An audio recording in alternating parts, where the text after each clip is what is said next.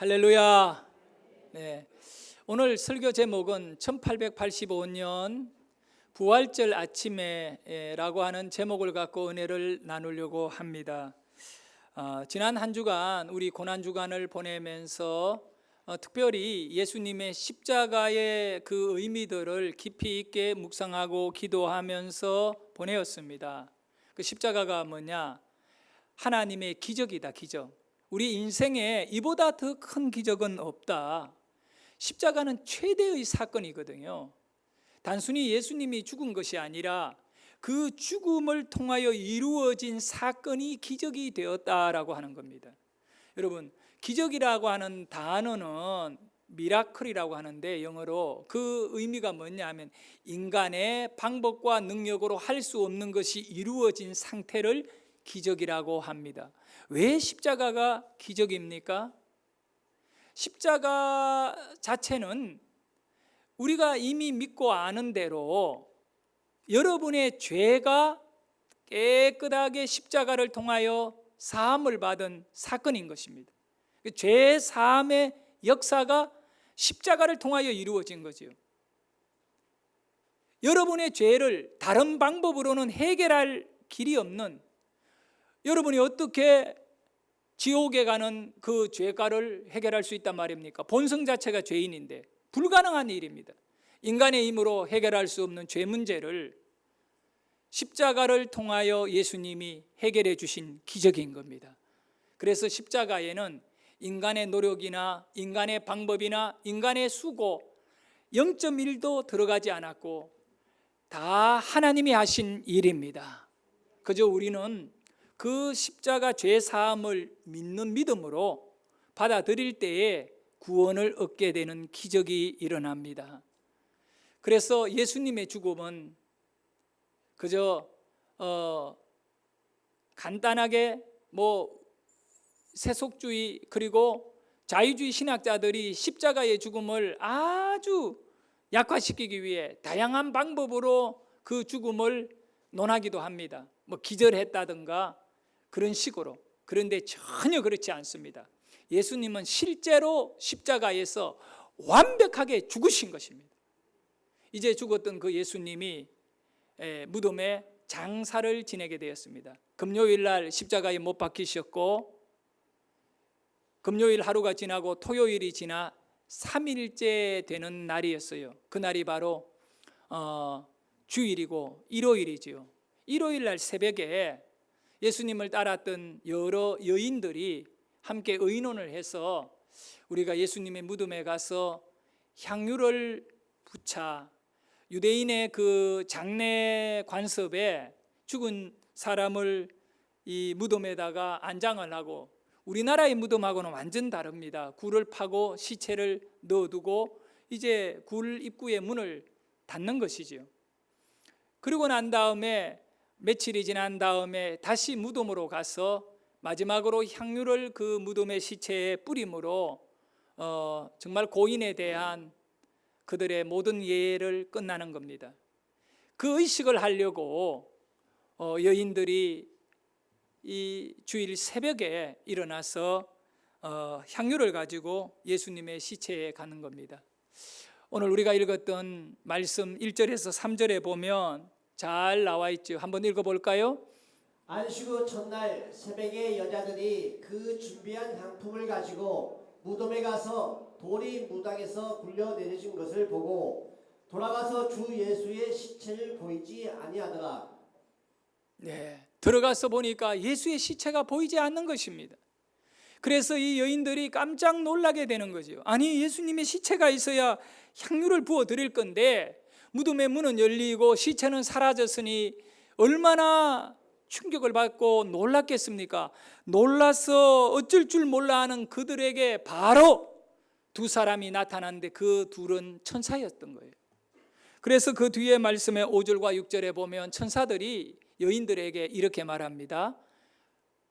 어찌하여 살아있는 자를 죽은 자 가운데서 찾느냐? 여기 계시지 않고 살아나셨느니라. 천사가 여인들에게 한 말씀은요, 살아있는 자를 어떻게 죽어있는 이 무덤에서 찾느냐라고 말씀한 마지막에 결론은 살아나셨느니라, 할렐루야. 예수님이 부활했다라고 하는 것을 정확하게 알려주게 되는 겁니다. 여인들은 너무 기뻤어요. 예수님이 부활하셨다. 그리고 그 순간에 여인들이 깨닫게 됩니다. 예수님이 살아 계실 때에 십자가에 죽기 전에 본인이 십자가에 죽으시고 제3일 만에 다시 살아나겠다라고 하신 그 말씀이 실제적으로 이루어진 사건을 통하여 믿게 되는 겁니다. 우리 예수님은 정말 살아나셨구나. 그래서 그 여인들은 그 새벽에 제자들이 모여 있는 곳에 달려가게 되는 겁니다. 그리고 11 제자에게, 가룟 유다는 자살해버리고 없고요, 11 제자들에게 얘기합니다. 우리 예수님이 살아났고 믿음은 비어 있습니다 라고 이렇게 소식을 전하니까 제자들이 동일하게 어떤 마음을 느끼느냐, 믿을 수 없으니까 이 여인들의 말이 허탄하게 들린다, 허망하게 들렸다는 겁니다. 황당하게 들린 거죠. 그러나 베드로는 달렸던 겁니다. 그 얘기를 듣자마자 즉시 그 자리에 일어나서 뛰어가지고 무덤까지 정말 숨이 차도록 달려가지고 와서 빈 무덤을 확인하고 우리 예수님이 진정으로 부활하셨다는 것을 확인하게 됩니다. 성도 여러분, 오늘은 부활주일입니다. 기독교 그런 절기에서 가장 중요한 이 부활주일입니다. 불교가요, 세계적으로 여러 인구들이 많이 믿고 있습니다. 그러나 이 불교의 이 만든 창시자가 스가몬인데, 그가 태어난 날 음력으로 4월 초8일은 대대적인 행사를 합니다. 부처가 왔다고요. 그러나 그가 죽는 날은 모든 것이 다 끝나는 날이었습니다. 그도 한 인간으로 그저 죽고 끝났습니다. 그 뒤에 다른 사람을 살릴 만한 부활이 이루어지지 않았습니다. 여러분, 마호메트도요, 죽어서 그대로 무덤에 묻혀서 썩어버렸습니다. 이슬람을 믿는 수많은 사람들이 마호메트를 메시아라고 그들은 믿고 있지만 그 모든 것은 다 사탄의 역사이고 거짓에 지나지 않습니다. 그런데 우리 기독교는 유일하게 기독교만이 부활을 믿는 종교이고 부활의 사건을 갖고 있는 종교인 것입니다. 우리는 오늘 인간이 죄로부터 벗어날 길이 없었는데 이 죄 문제를 해결한 이 부활의 사건은 어두움이 빛으로 바뀌어지고 죽음이 생명이 되고 지옥이 천국이 되는 이런 완전히 인간의 생명이 이렇게 보장되어지는 기적의 기적을 덧입혀지는 그런 귀한 부활주의를 나의 믿음으로 맞아들이는 그 은혜가 여러분 안에 있기를 축원합니다. 우리가 아는 대로 모든 사람은 죄로 인하여 죽을 수밖에 없습니다. 하나님의 영광에 이르지 못한다라고 말씀하고 있습니다. 정말 죄인이기 때문에 하나님의 영광에 이르지 못한다는 것은 영생을 얻지 못한다는 겁니다. 하나님은 영생하시는 분인데 하나님에게 도달할 방법이 없습니다. 절망입니다. 죄를 가진 사람이 죽게 되면 지옥에 갑니다. 희망이 없습니다. 사람들에게 한번 물어보십시오. 당신의 계획이 뭡니까? 어린아이에게 물으면 열심히 공부해서 정말 세상에 유익한 사람이 되겠습니다. 다양한 꿈을 얘기합니다. 미국에서 일어난 유명한 얘기가 있습니다. 미국 하버드 대학 캠퍼스 그 잔디밭에서 어떤 목사님이 학생에게 찾아가서 물었습니다. 학생, 앞으로 당신의 계획은 어떻게 되는가? 네, 하버드 대학을 좋은 성적으로 졸업하겠습니다. 그러면 그 다음에는 좋은 회사 취직하겠습니다. 그 다음에는 자기가 CEO가 되어 사업을 해서 큰 돈을 벌겠습니다. 그 다음에는 그 돈을 갖고 좋은 일을 위해 많이 사용하겠습니다.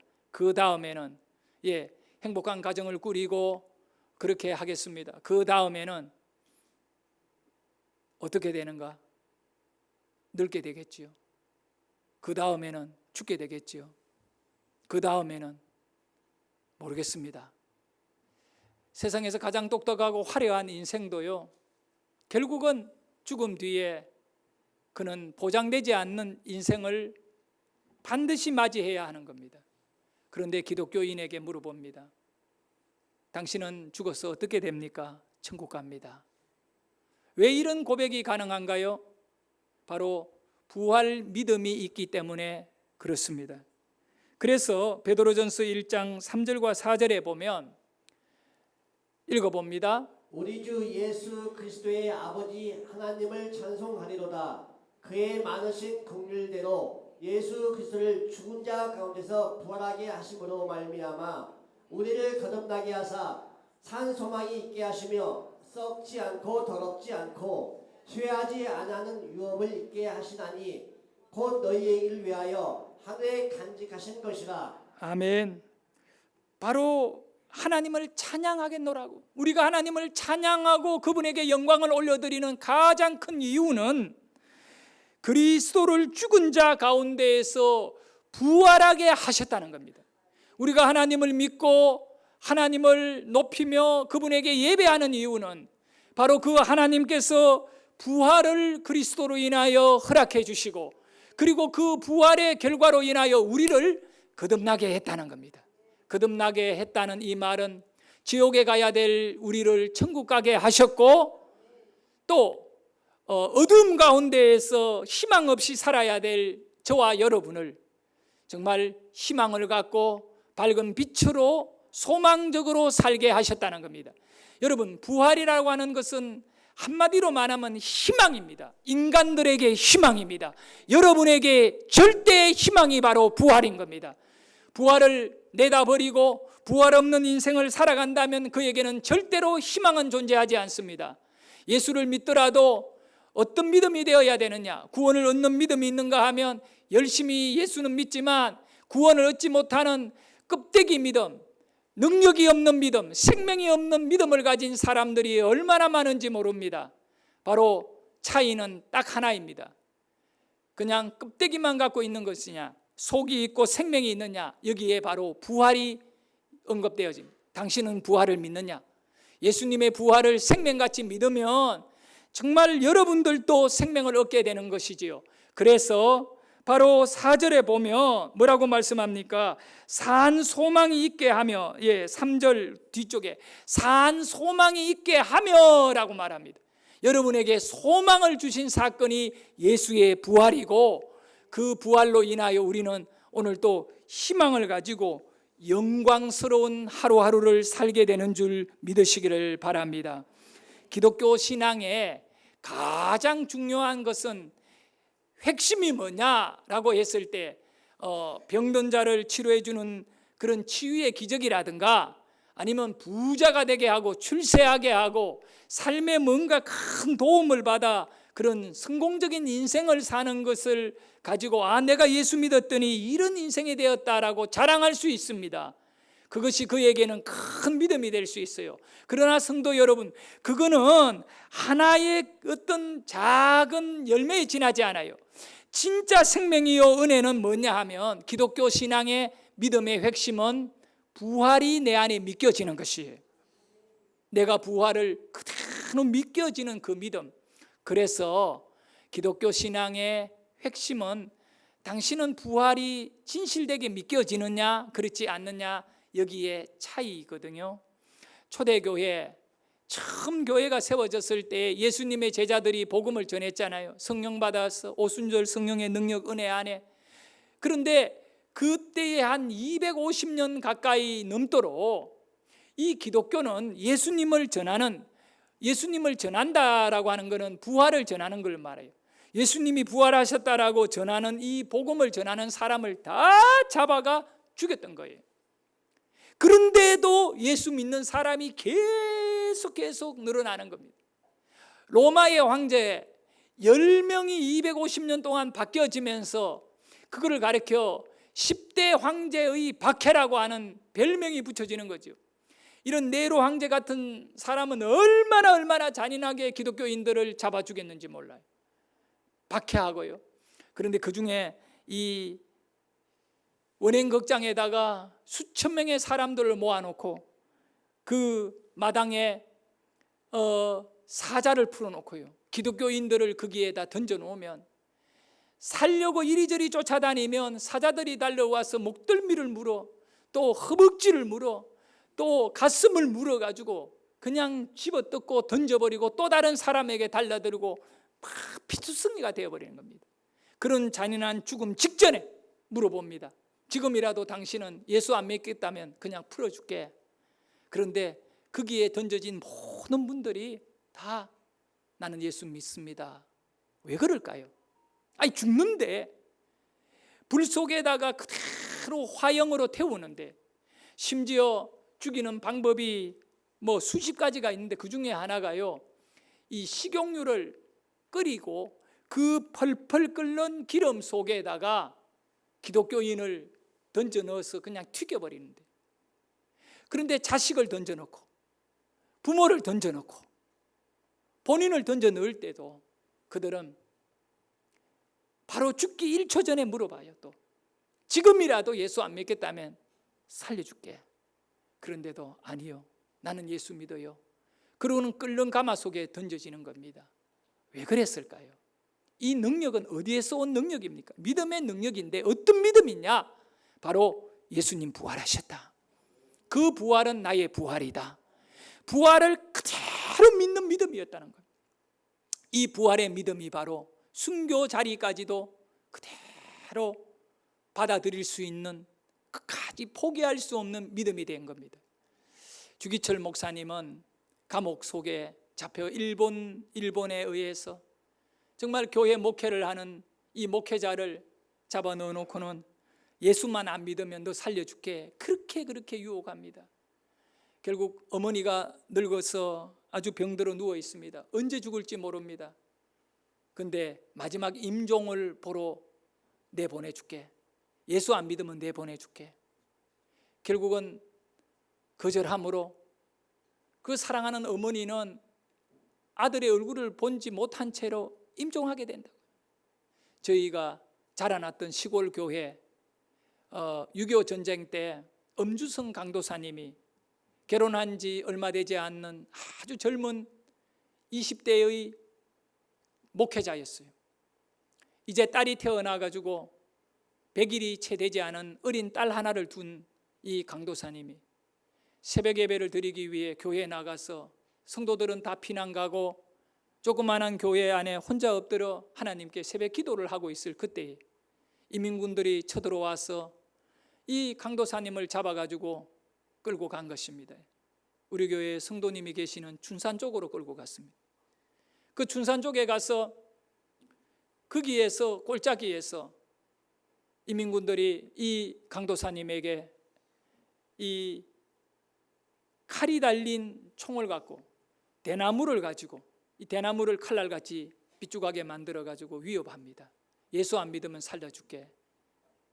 예수 믿는 이 동무, 예수 안 믿으면 살려줄게. 그런데 끝까지 예수 믿겠노라고 사랑하는 젊은 아내, 이제 막 태어난 딸이 있는 이 강도사님이 거기에서 38번인가 6번이 그 이 대나무 삐죽한 거로 또 칼로 온몸이 난도질이 되어가지고 계곡에다가 던져놓고 소나무를 쳐가지고 덮어놓고 이민들이 가버리는 것입니다. 나중에 성도들이 찾아가서 그 강도사님을 데리고 바로 우리 교회가 있는 그 뒤쪽에 동산에다가 묻어놓았어요. 그때에 100일이 된 딸이 나중에 자라서 여전도사가 되어 대전에서 평생을 복음 전하다가 지금은 아주 늙어가지고 돌아가셨는지는 모르지만, 내가 어릴 때 한 번씩 우리 교회에 들려서 예배하고 아버지 묘소 들렸다가 가고, 어떻게 그 어린 딸을 두고 강도사님은 죽을 수가 있었을까? 부활신앙 때문에. 부활신앙은 양보를 할 수 없는 것입니다. 이것은 생명 같은 것입니다. 그런데 오늘날 과연 우리는 부활신앙으로 이 세상의 유혹을 이겨내고 세상의 불신앙을 이겨내며 능력을 드러내고 있는지, 우리 자신들을 다시 한번 이 부활신앙의 저울에다가 올려놓고 내 믿음이 어떤가 한번 돌아볼 수 있는 기회가 되었으면 좋겠습니다.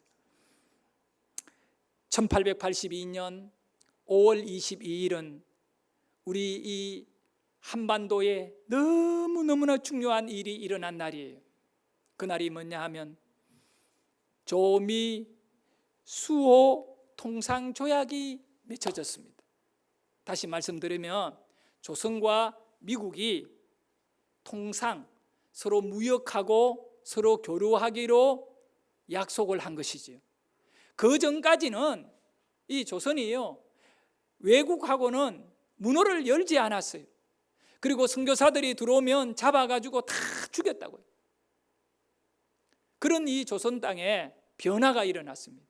1882년 5월 22일 조미수호 통상조약으로 인하여, 그 조약의 내용이 뭐냐? 그 중에 하나, 여러 가지가 있지만 미국이 조선을 앞으로 도와준다, 뭐 무역한다, 이런 내용도 있지만 그 중에 하나가 선교사를 조선에 보낼 때 그들을 해치지 마라, 이 조약에 포함이 된 것입니다. 이 소식이 중국 선교사들과 또 이런 어떤 교회 지도자를 통하여 미국에 알려지기 시작합니다.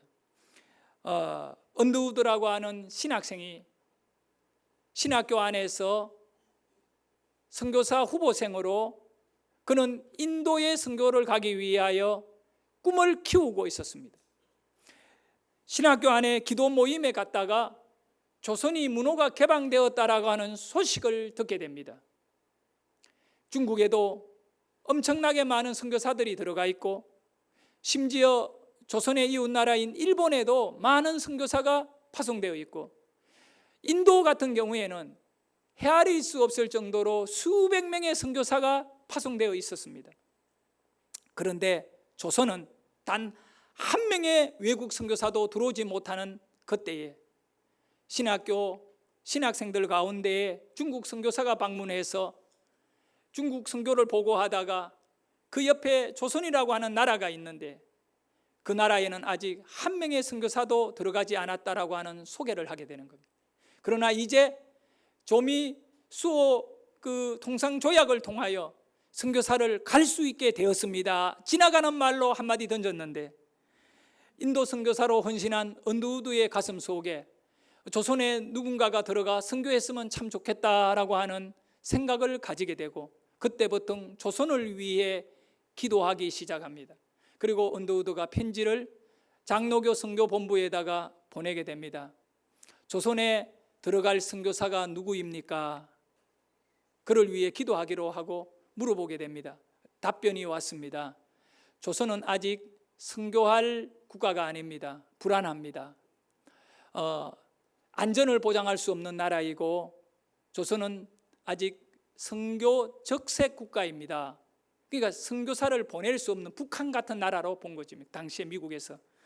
그래서 계속 기도를 한 겁니다. 하나님, 문호가 열렸는데 선교사를 보내야 되지 않습니까? 그렇게 해서 두 번째로 또 편지를 보내게 됩니다.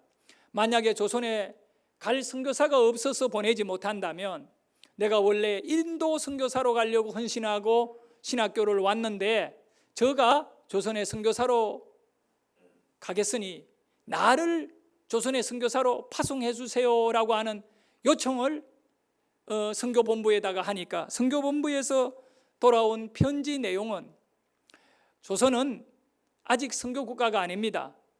아직 좀 더 기다려야 합니다. 두 번째, 당신을 조선에 파송할 수 없는 이유는 조선을 선교할 재정이 준비되지 않았습니다. 어느 나라에든 선교사를 보내기 위해서는 선교본부에서 이 선교 기금을 준비해서, 그리고 그냥 한두 달 보내는 것이 아니라 앞으로 지속적으로 선교사를 보내기 위해 그런 준비된 재정이 조선은 1달러도 없습니다.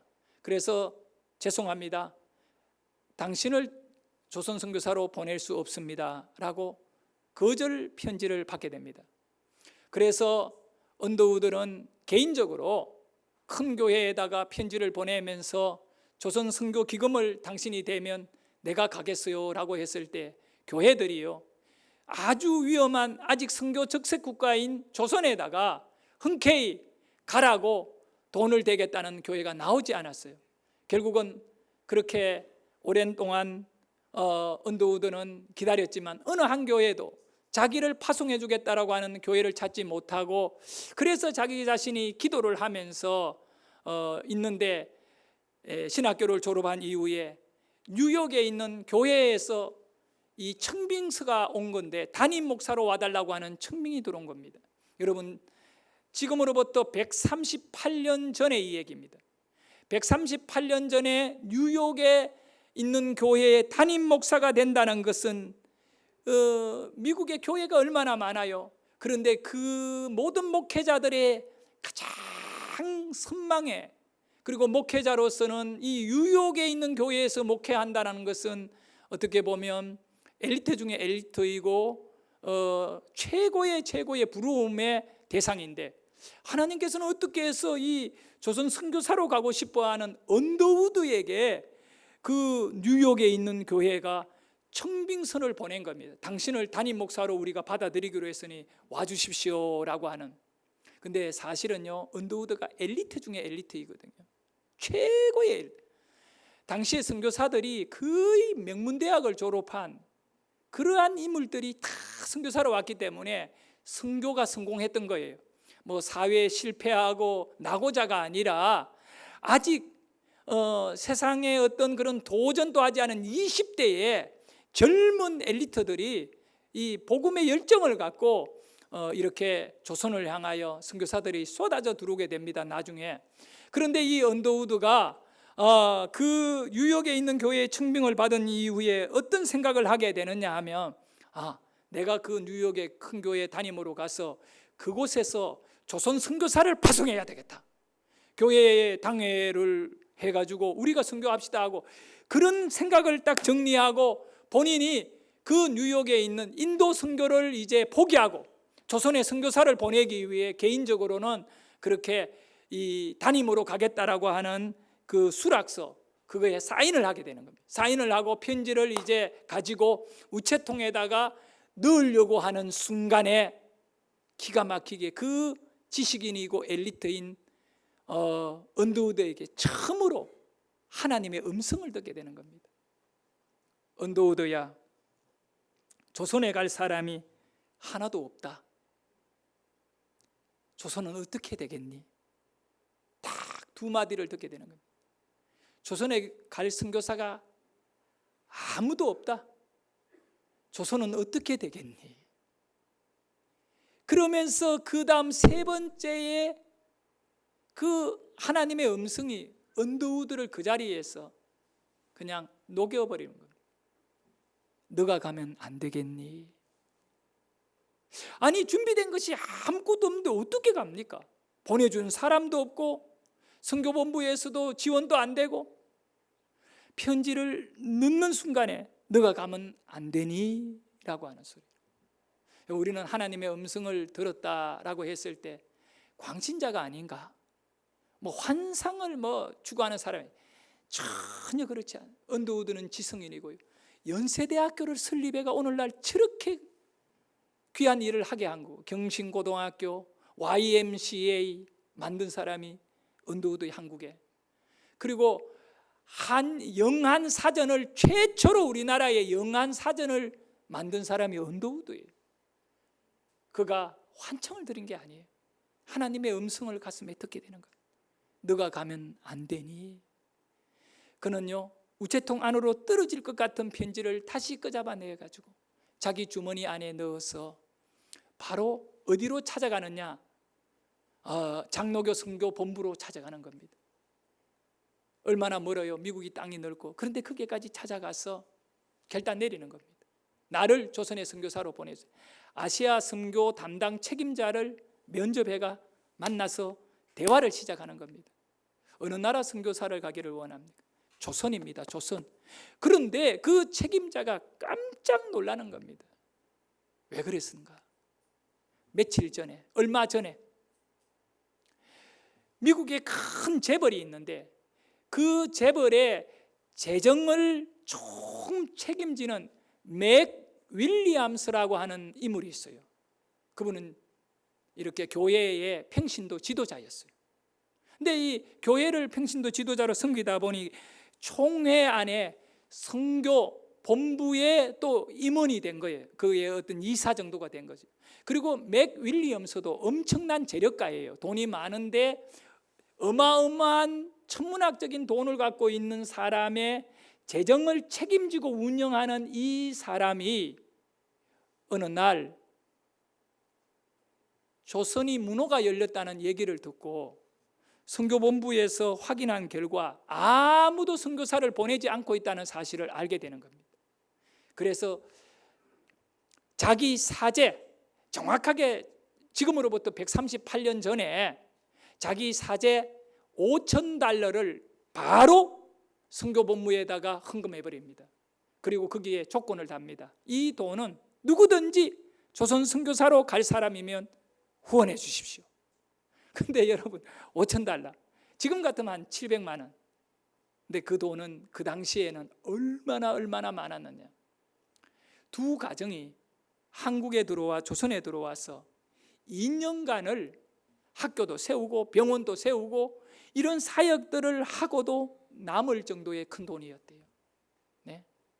조선 사람들이 한 달 월급이 1달러도 안 될 때예요.